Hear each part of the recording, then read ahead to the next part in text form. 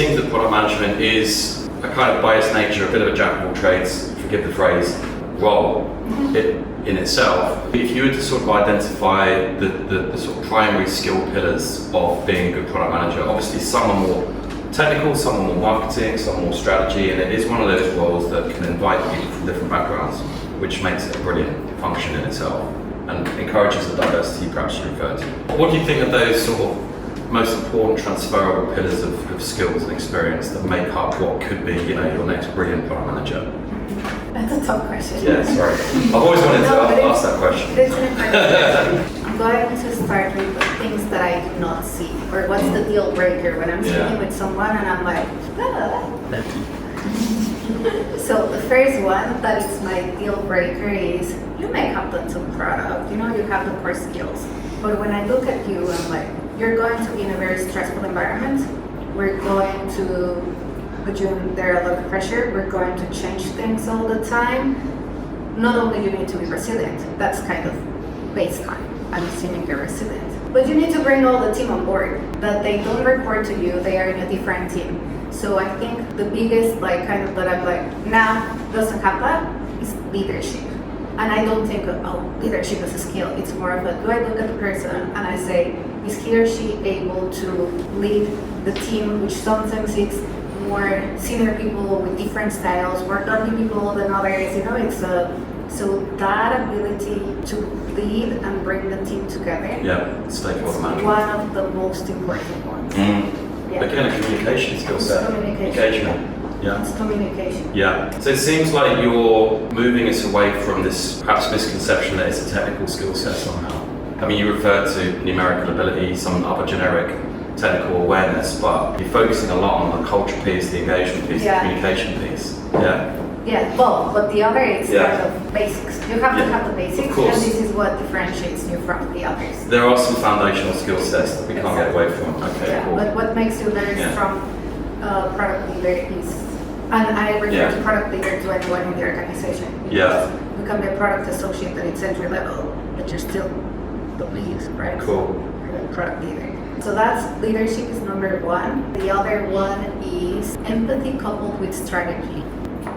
Just said that for the first time. I'm like, yes, because you need to have empathy for customers. You need to be able to put yourself in the shoes of the customers.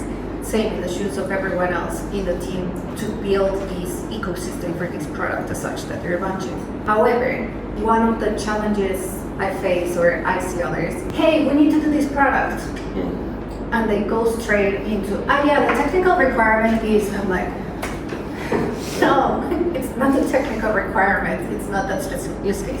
You need to be able to step back and say, hey, strategically, where does this fit? And strategically doesn't necessarily mean strategically with the company, but it's like think about the project strategically, the customer, like all the pieces so that then you can step back and look at it. So it's empathy with that strategic ability to think strategically. Yes. Which then goes coupled with problem solving. Yeah. Because that's a table stake, because that's the job. Yeah. That's the job.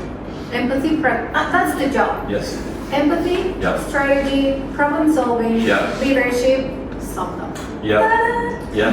Awesome. If you're thinking about going into product management, let's say the guys and gals here, what sort of skills can we look out for, do you think, at that foundational level that we can meld into the future generation of product managers then? Because we often get asked that question, and I think we're dealing with a bit of the demand that outpaces supply in this part of the world. So we've got to think about grassroots, right? So where can we derive these people from talent point of view, I guess? Yeah. That's a great question because you're right, they don't exist. They don't go on trees. No, they just So what we need to do is we need to train them and we need to show them. So one of the things is need to train them on what product is and what product is not. Yeah. And this is not when I say what product is, it does not mean everything that I said. This is very theoretical. It means like we need to train them on what the job entails. What I noticed is like you tell someone, hey, do this, but they are like, we need to, or companies recruiting they need to have structures in place such that people understand what do we mean with the product function in that company. Yeah. What does discovery look like in that company? Yeah. Because it differs. Like the framework is the same across the companies in the world, but like specific to each of the companies, like if we have structure, we do have them. Where I am, I build them, so I have them. So if we help people be supported and think by themselves at the same time by giving them, okay, a playbook, a training, is the other, then it's easier to train them. Yeah. So that's number one. But then number two, how do you identify these people? Attitude. Attitude counts a lot, but it's the ability to learn and be proactive. And then what I'm seeing with younger PMs is this hunger for being coachable. And this hunger to learn. That is very important.